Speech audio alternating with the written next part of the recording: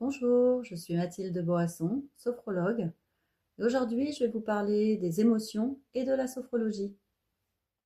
Une émotion est une réaction brève et intense à une situation, un événement ou une pensée.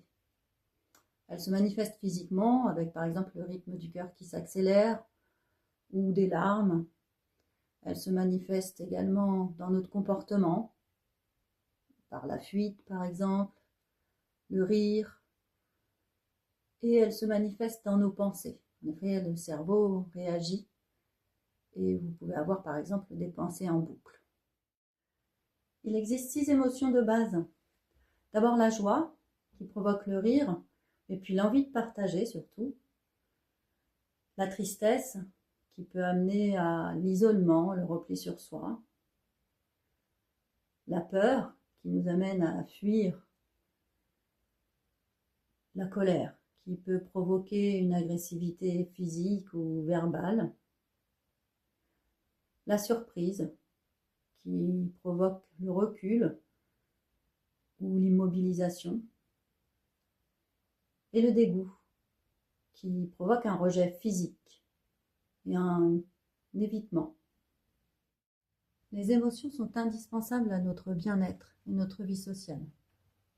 Par exemple, la peur nous permet d'éviter un danger, ou la joie nous permet de créer du lien social.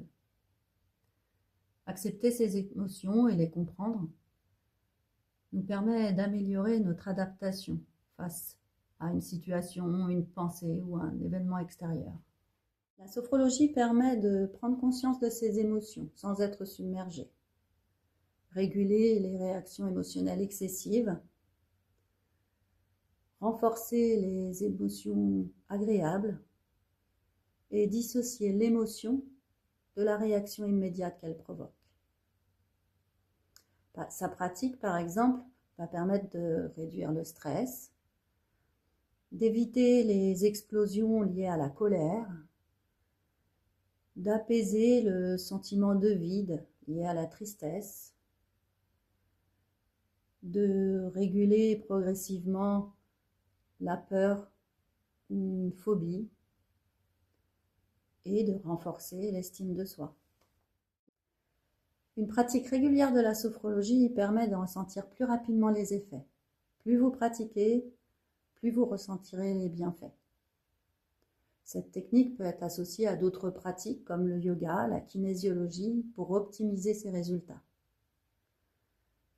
Lors d'un suivi psychologique, la sophrologie peut être un bon accompagnement, mais elle ne se substitue pas à un suivi médical lors de troubles graves. J'espère que cette vidéo vous a permis de mieux comprendre les émotions et la sophrologie.